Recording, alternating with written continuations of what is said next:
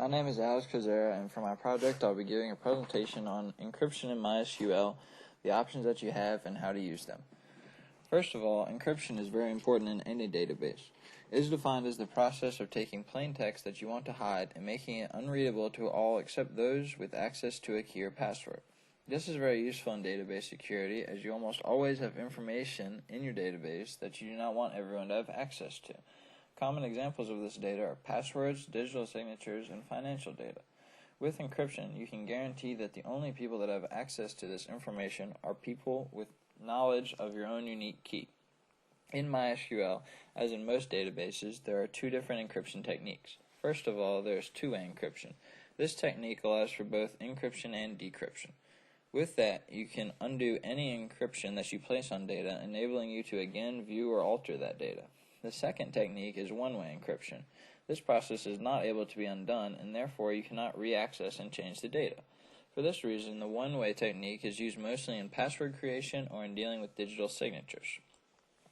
There are many different encryption functions within these two techniques in MySQL. Chapter 11 of the MySQL reference manual explains each of these and how they can be implemented in your database.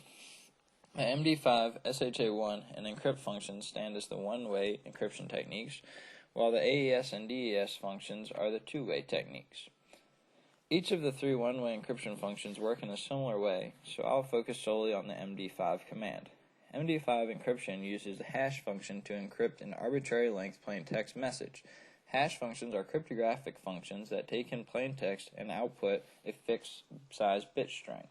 The MD5 algorithm works by first padding a plain text message. The message is then manipulated by 100 in 128-bit states.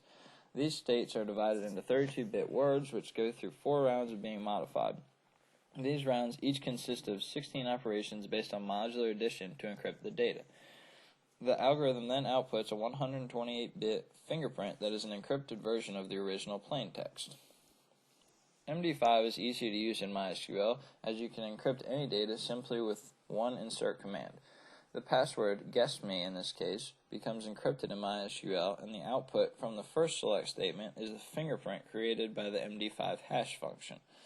Since it is a one-way encryption technique, you cannot undo the encryption to manipulate the password, but you can use the encrypted plaintext to display other attributes by using a simple select statement, as shown here.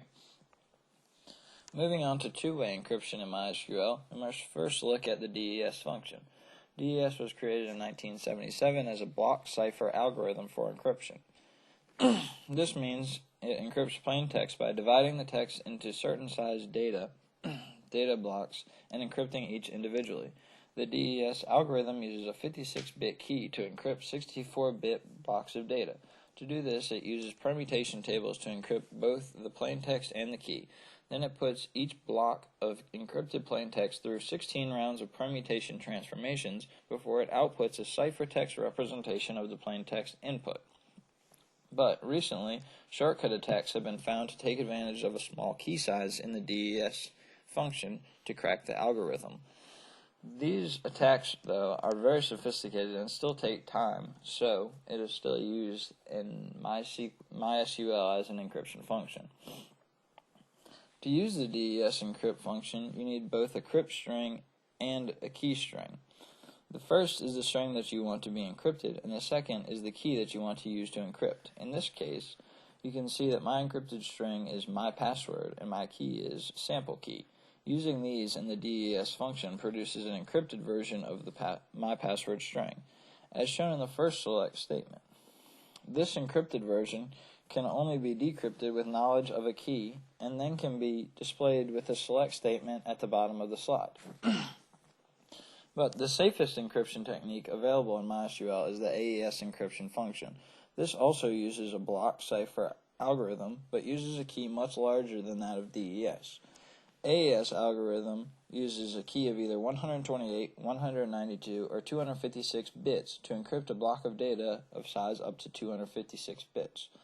The algorithm splits the data into 4x4 arrays of bytes to encrypt.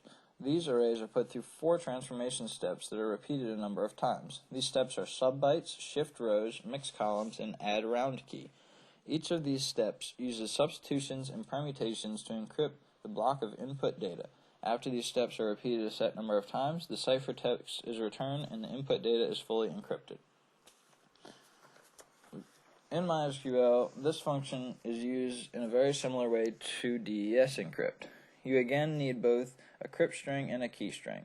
In this case, you can see that my encrypted string is my password and my key is sample key, just like in the DES example. Using these in the AES function produces an encrypted version of the my password string that is displayed in the first select statement.